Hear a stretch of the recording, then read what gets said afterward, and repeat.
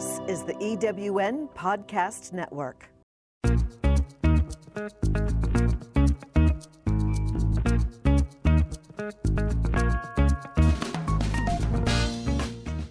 Welcome to Late Boomers, our podcast guide to creating your third act with style, power, and impact.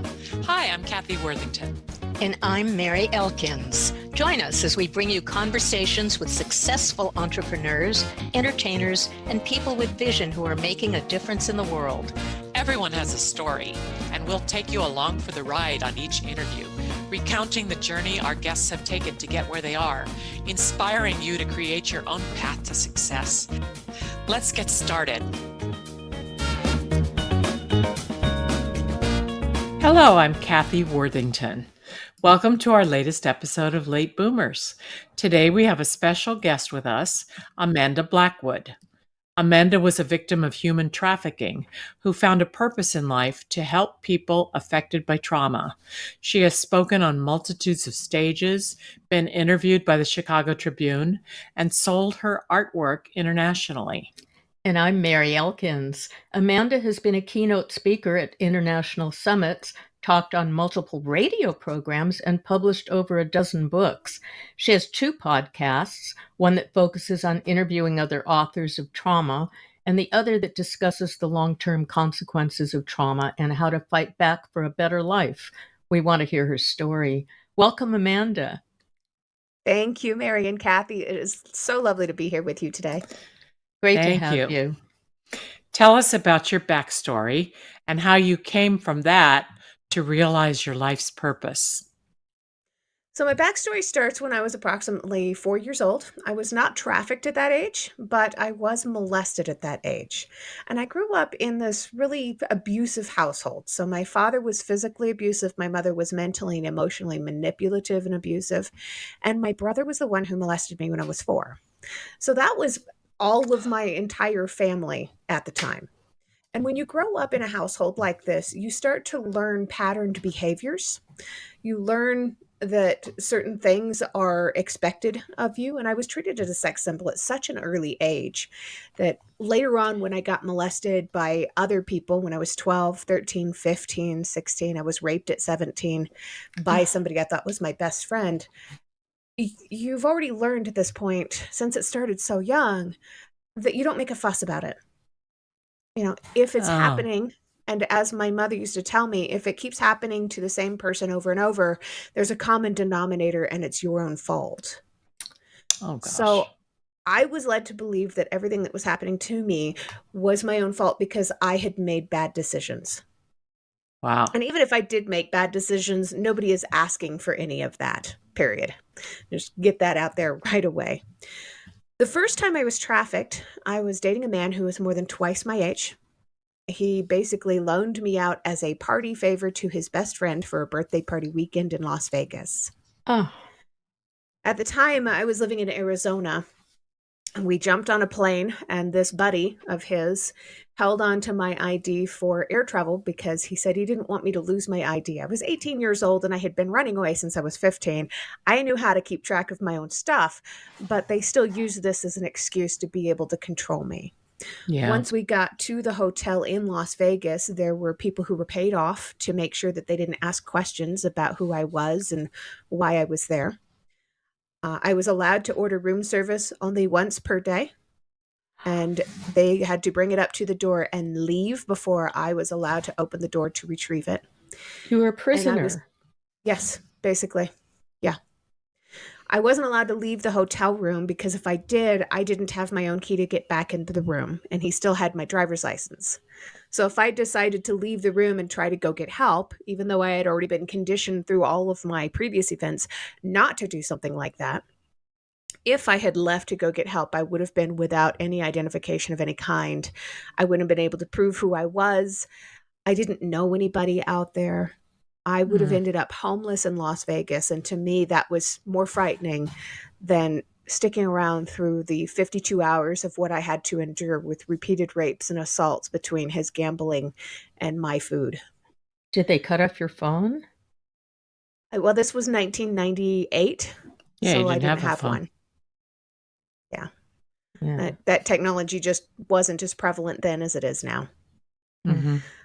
So when I got back to Arizona, of course, I did everything I could to just get out of there as fast as possible. And I floated around for a while, just constantly on the run. Found my way down to Arkansas and then eventually Florida. And in Florida, the plan was that I was going to stay with my dad's mother for a little while until I got knee surgery because I had injured myself pretty badly on a job working in a horse farm. And when I got all the way down to the Daytona Beach bus station, I called my grandmother to come and pick me up from the bus station so that I could come back and stay with her and get the surgery scheduled and start taking care of myself. Sure, her husband, my dad's stepfather, answered the phone. And rather than saying, "Hey, great, we'll come and get you," they said, "We are not coming to get you. You're on your own. Good luck." And they hung up. Wow. I had $5 Horrible. in my pocket at the time. I had nobody else in the state of Florida. I didn't know anybody. I didn't know how to get a hold of anybody. And I was pretty much abandoned at the Daytona Beach bus station with nothing. And it took a long time, but years later, I discovered that the reason this happened was because my parents had reached out to them and told them, "We know she's on her way to you. And if you take her in, we'll never speak to you again." That was the only reason my grandmother did this. She was on a lot of medication at the time, and she was very susceptible to influence, and they influenced her with threats. So a young couple came and found me sitting on the side of the curb. I was 19. This was 1999. I was just crying my eyes out as anybody would in that kind of a situation. And this young couple, a 22-year-old boy and a 15-year-old girl, offered to take me in. They said they had a place for me to stay, and they would take care of me and allow me to stay there until I could get on my feet. But what they really meant was they were going to allow me to stay there until they could find the highest bidder, because that's what happened. Yikes. So this young couple sold me to a young man by the name of Esteban. I was locked up for 23 and a half hours with no food, no water, no bathroom facilities of any kind. And back in the 80s and 90s, there was this fabulous TV show on that Richard Dean Anderson was the star of called MacGyver. I absolutely love the show. I never missed an episode. And in that dark space, I thought to myself, what would MacGyver do? He could fix anything with a rubber band and a paper clip, right? So I Did you have a rubber band and a paper clip? I didn't, but I'd had other tools. And the most helpful tool that I had was my brain. Mm. And I thought my way out of the situation that I was in. I won't go into too many details because it's quite the adventure. I did write about that in one of my books called Detailed Pieces of a Shattered Dream. But when I got out, I was homeless, and I did everything I could to float around and pick up jobs wherever I could. And at one point, I was working 24 hours a day. So I would work as a telephone operator, 411 directory assistance from 8 a.m. to 4 p.m. From 4:30 p.m. till 10:30 p.m., I was working at Sears. When I got off work at Sears, I would borrow somebody's car and deliver pizzas until 2 a.m. When I was done at 2 a.m. with delivering pizzas, then I would be an overnight nanny keeping an eye on a 2-year-old little boy while his father was at work. I really was working 24 hours a day, and I was able to sleep while I was taking care of the kiddo. I did everything to try to get on my feet. Eventually, I worked my way into actually having a place to stay by, being this overnight nanny for this kiddo. And when they left, they took me with them. They had decided they were going to move to Colorado. And we got about to Ohio when they dumped me off on the side of the road. Oh, are you kidding? I didn't know the first anybody. people you thought you could actually trust. Right. And they certainly trusted you to be with their son. Yeah, and you had already been working in their home and, sleeping next to their child. Yeah. Yep. That's really weird. Ugh. I will never understand exactly what happened in that situation. I believe that the kid's father was a single dad. And I believe that his mother, who lived in Colorado at the time, was convinced that I would have been very bad for her son and that I was only after him to marry me or whatever, when really the only reason I wanted him in my life was to get me out of Florida. Mm-hmm. So I floated around again. I was homeless, did everything I could to just kind of try to keep my head above water. Bounced from one boyfriend to the next, trying to just survive, just basic survivor skills. These are the survivor skills that were taught to me at 4 years old and again at 12 and 13 and 15. I learned how to use what I had before somebody tried to take it away from me anyway. Mm-hmm. Eventually, I made my way out to California, where my greatest ambition was to be an office manager or a personal assistant to somebody very important. I didn't care who. I wanted to be connected to somebody important, and I thought that was the only way that was ever going to happen, but I would be so good at it. I had learned at the time, I didn't realize it was a trauma response, but I had learned a very valuable trauma response called hypervigilance, and I could predict what somebody was going to need or want. I could anticipate their needs in such a way that it would have made me a phenomenal personal assistant. Well, instead, I was on Alias and Will and Grace, and I modeled for Harley Davidson, and I kind of fell into this world of LA, of Hollywood, and I got to do all these really incredible things, and I had this wild adventure out there. But in the middle of doing all of that, I was still very lonely. And in 2004 is when internet dating started becoming really a very popular thing. And I met a man online who lived out of the country. But he was a real man, and he was a police officer in Scotland. He was a total sweetheart. He had a little girl who I think she was about 2 years old at the time, just a little bitty thing. And I got to know him. We used to use Skype all the time. So he would be eating breakfast as I would be eating dinner, and we would share a meal together every day. And we just loved each other dearly. And over a period of 7 years, we had decided early on that since he was so far away and we both had our separate lives and where we were, that we were only ever going to be pen pals. But over 7 years, he came to visit me and I went to go visit him.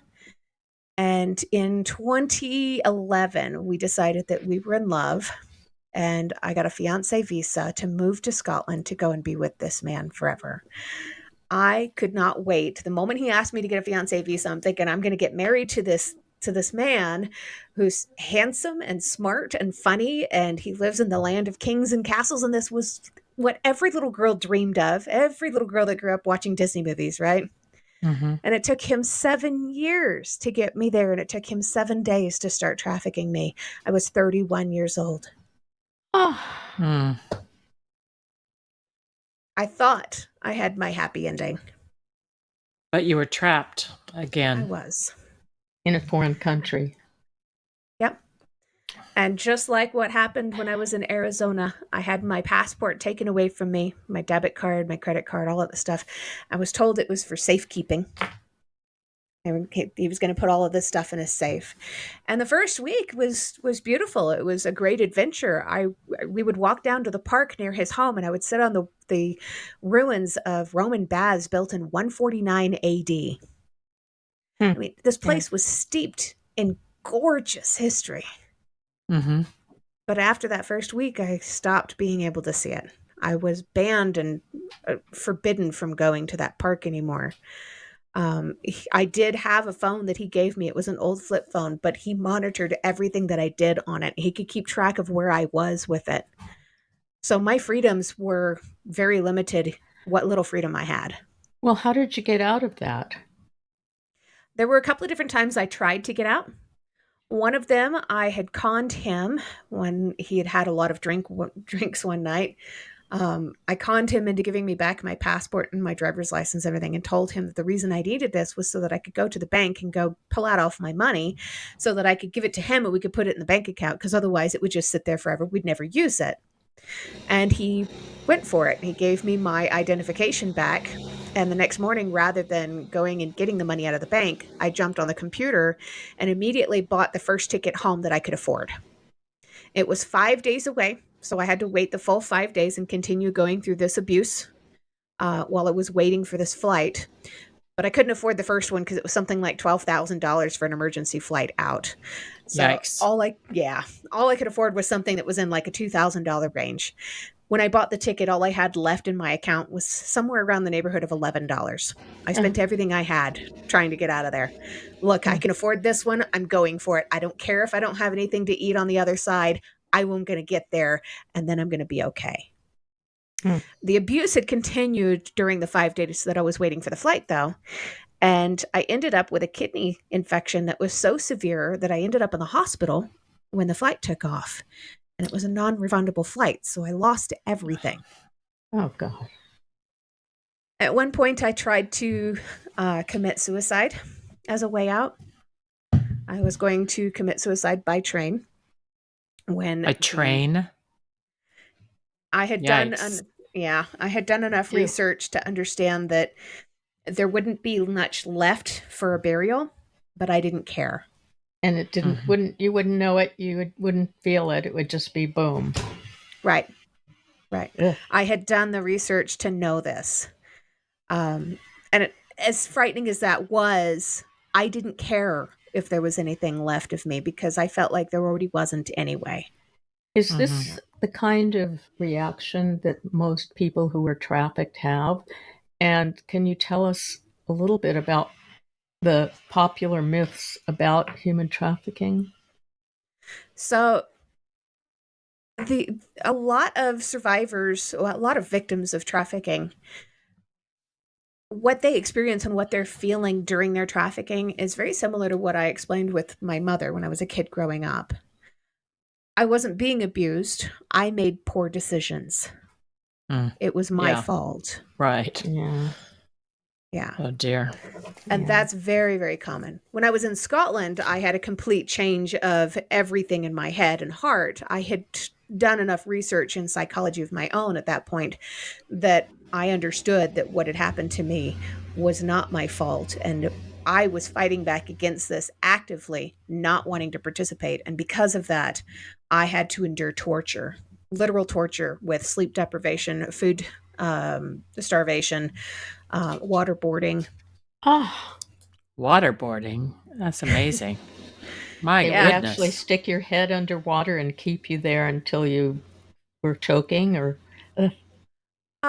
It usually would happen out on the back porch where I was laid down across the back steps at a very steep angle and water was poured down over top of my face.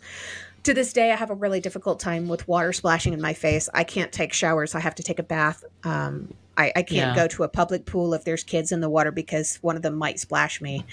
Yeah, very severe PTSD when it comes to this kind of stuff. Yeah. So what are the most popular forms of human trafficking in the USA and elsewhere in the world then? Well, what we typically talk about here in the US is sex trafficking. That only makes up about 14% of trafficking worldwide. The biggest population of trafficking we're seeing around the world is labor trafficking. In Africa, it takes the form of child soldiers. Here in the US, it's migrant farmers, it's nail salon employees, it's hair salon employees, those kinds of people. When they come into the US illegally and they pay somebody to smuggle them into the country, which is separate from human trafficking, by the way, when that happens, a lot of times they incur a debt bondage and they're told that they have to pay back this debt to be able to gain their freedom, except they never actually are able to pay off this debt because no matter what, their traffickers or their owners typically tell them, you know, you're still this amount away, and it does get smaller, but then something will happen and they'll find an excuse to make that debt go back up again. So one of the biggest myths about human trafficking is what it is.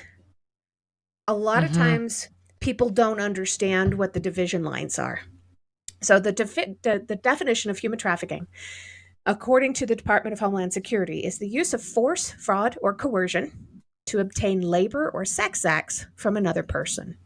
If you notice, there's no mention of moving a person from one place to another. That is human smuggling. It is a separate issue. And there's also no mention of money. So human trafficking does not equal prostitution, and prostitution does not equal human trafficking. But in some cases, it sounds like it equals kidnapping. Very rarely. Only about 15% of all victims of human trafficking are victims of kidnapping. Most people that are trafficked by people who have a sense of authority over their lives, people who they say they love them, parents, grandparents, aunts and uncles, boyfriends and girlfriends.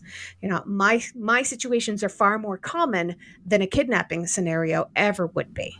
And that's because traffickers want to use the mental process to break somebody down rather than having a physical altercation with them. If you kidnap somebody off of the streets, they are going to fight. You don't know them, they don't know you.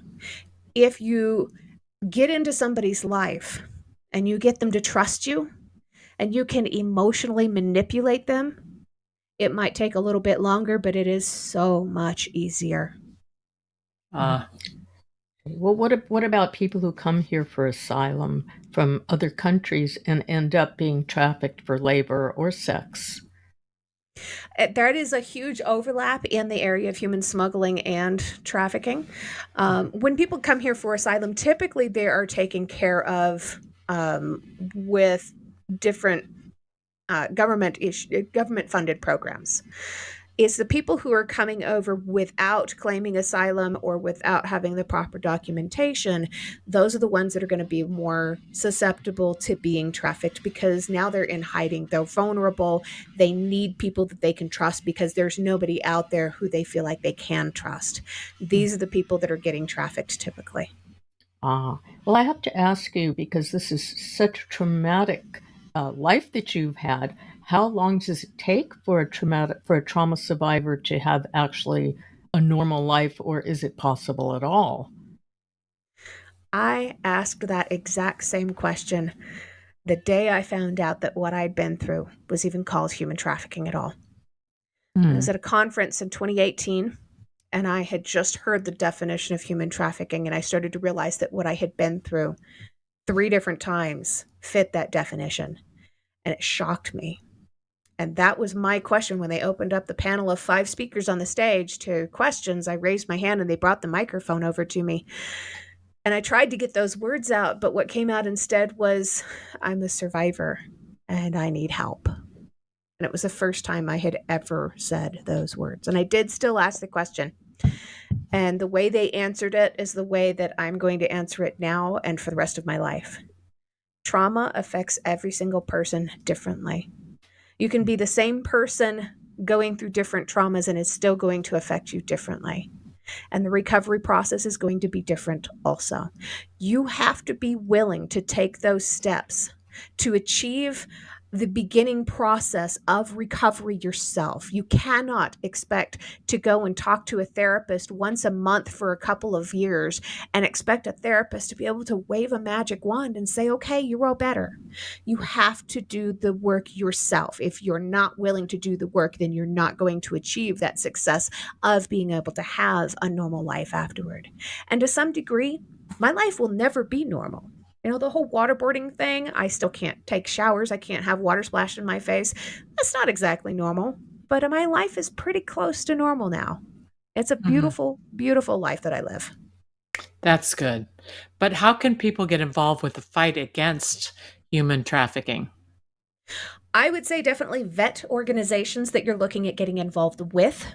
Look for reputable organizations. There are some that will take the stories of survivors and use their stories to be able to gain more money and more donations for their cause while not giving back to the survivor who loaned out their story in the first place. This is another form of exploitation. They are victimizing the victims.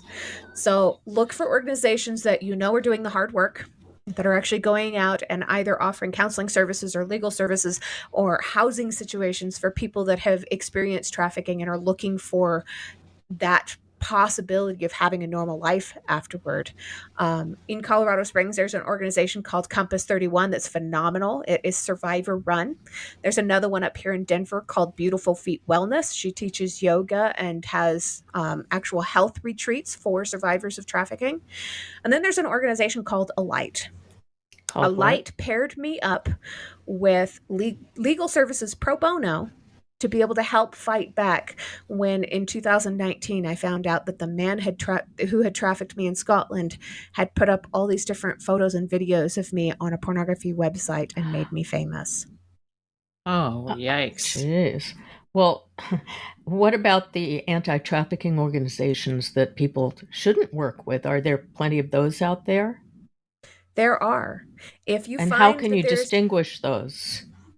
if you find that there's an organization that is gaining fame and notoriety, you have to ask why. If they are having movies made about them, if they are getting worldwide recognition, look at where the money is going. If you track it down and you find out the CEO of this organization used to work for the military and he's living in a $6 million mansion, you can guarantee he did not make that $6 million mansion money working for the military. You have to know who's running the organizations, and you've got to know where the money is going. There's plenty that are completely open about their spending habits. Compass 31 has a seal of recognition for doing exactly that. And there's many, many organizations that people are dumping their money into and throwing their money at that don't have this. What helped you to heal from your trauma? When in 2019, when the pornography thing happened, I went into a tailspin. One of the organizations that I was familiar with out here immediately put me with the pro bono legal services. Another organization paired me up with a therapist. It was the combination of finding the ability to fight back and having that support to be able to fight back against this, but also the therapy to help me get through understanding why certain things continued to happen, and kind of digging deep into the psychology behind it and getting the therapy that I needed and starting to retrain my brain. Now, all these trauma reactions that we have, we are reinforcing bad behaviors every time we allow this trauma reaction to exist unchecked. Now, if we start to pay attention to what we're doing when we do get triggered by an event that reminds us of a traumatic past, we have to stop and recognize, I am safe. I am not in danger right now. This person did not mean this the way that I'm taking it. Stop, take a deep breath, think about it, and come up with a healthier way to respond. We can start to retrain ourselves in this way to fight back against these trauma reactions. Is it Uh, possible to have a healthy relationship after surviving this type of human trafficking and trauma? Absolutely. So my autobiography was published on my 10-year anniversary of freedom from trafficking. It came out in 2021 on June 19th. And 1 month later was when I met the man that is now my husband. Oh, He is the most amazing, patient, loving, loyal, incredible human being I've ever met in my life. And he's told me many times now that I'm the only person on the planet that's ever accused him of being patient, but he really is. And he read my full autobiography before we ever got engaged, and he knew everything that had happened to me and everything that I'd been through. And one of the things that he said to me was that if I could live through everything that I had been through and still come at the other side willing to love and have a relationship, that he needed to have a lot more of that in his life. And I've always loved that about him. And just, he's just amazing. and your relationship with yourself, too, must have improved greatly. Oh, absolutely. One of the greatest things that I found throughout the healing process is the gift of being able to write. When you're able to write in detail about things that have happened, you're able to take that then and say, okay, here it exists. It is separate from me. I can set this down and walk away from it now. And you literally leave it behind you when you go on. That's great. And what is one thing you wish you could tell someone who is going through now what you went through? We often hear the phrase, what doesn't kill you makes you stronger. And I disagree with that. We already have the strength within us, or else we wouldn't still be living now. The man who coined the phrase, what doesn't kill us makes us stronger, his name was Friedrich Nietzsche. He died in the 1800s in an insane asylum. I think we can let go of that one now. We really do have the strength within us. Fight back, find your way. And if you don't know what your resources are, it's the same thing as not having those resources. Find the resources available to you and get out. You are really come out of this a real winner. So how do you celebrate these wins? My favorite is with a pint of Chunky Monkey. I'm a big Yeah. ice cream fan. I'm trying to kind of curb that a little bit. But another way that I love to celebrate is to just go and spend some time with my husband. Maybe we'll go out to dinner or I'll cook an extra special meal. My most recent book was actually a cookbook called Surviving in Oh. the Kitchen. And when I discover a new recipe that I want to try, he's my guinea pig. He was willing to try anything. And there's been very few times that he's been like, yeah, this isn't great. What's your Yeah. favorite recipe? My favorite one in that book is my chicken Pierre, which is a stewed tomato, spicy chicken dish. I usually serve it with a rosemary garlic mashed potato and a prosciutto wrapped asparagus. It's just one of my favorites. Oh, that sounds lovely. How many books have you actually published at this point? The book number 13 came out on June 1st. Wow. And it sounds like they're across the board. You've got your autobiography, you've got a cookbook. What else do you have? I have 3 books in a sci-fi series. I have a historical fiction that's based on my grandmother's life as a wing walker in the 1930s and 40s and her Ooh. first love. It includes a real life murder mystery from my family. I've got several other what I call microbiographies where they tell little snippets of things I didn't go into a lot of detail in with my autobiography. And I've got a book of poetry, and I have one book that is all the funny stuff that happened my first year on the job as a flight attendant. Oh my goodness. This is very diversified writing. Yeah, very Yes. much. I haven't heard of that before.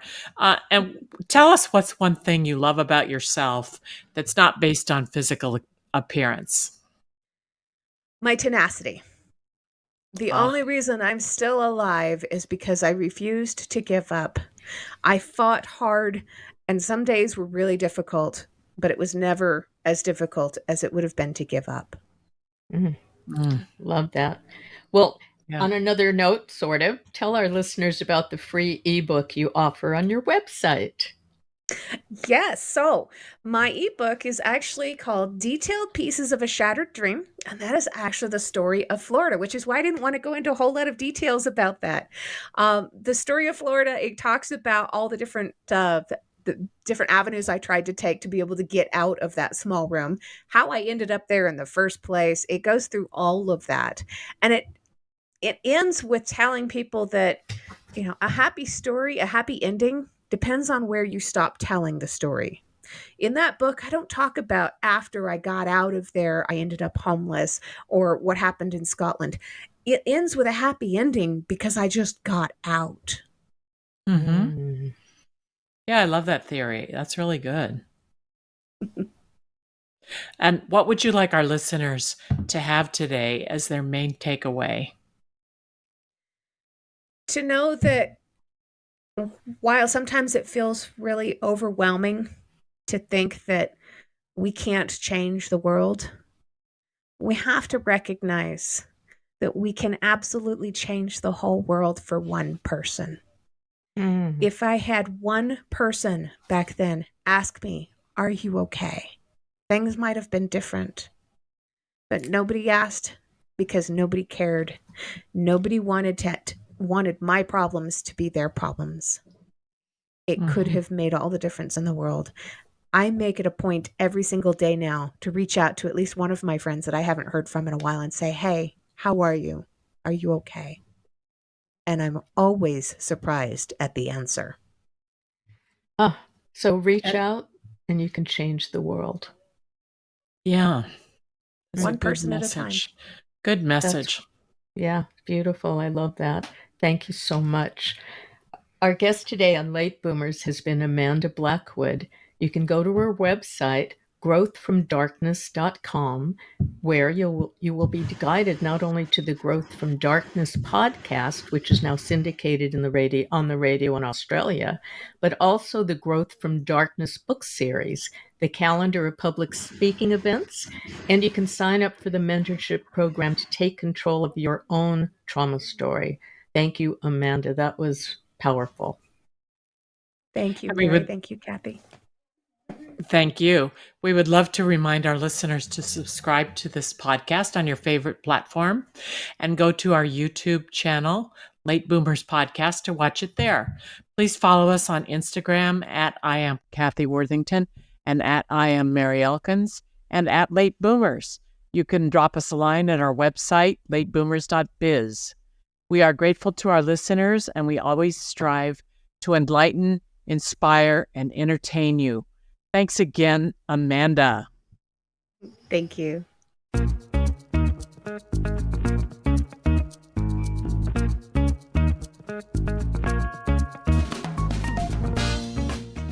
Thank you for joining us on Late Boomers, the podcast that is your guide to creating a third act with style, power, and impact. Please visit our website and get in touch with us at LateBoomers.biz. If you would like to listen to or download other episodes of Late Boomers, go to ewnpodcastnetwork.com. This podcast is also available on Spotify, Apple Podcast, and most other major podcast sites. We hope you make use of the wisdom you've gained here and that you enjoy a successful third act with your own style, power, and impact.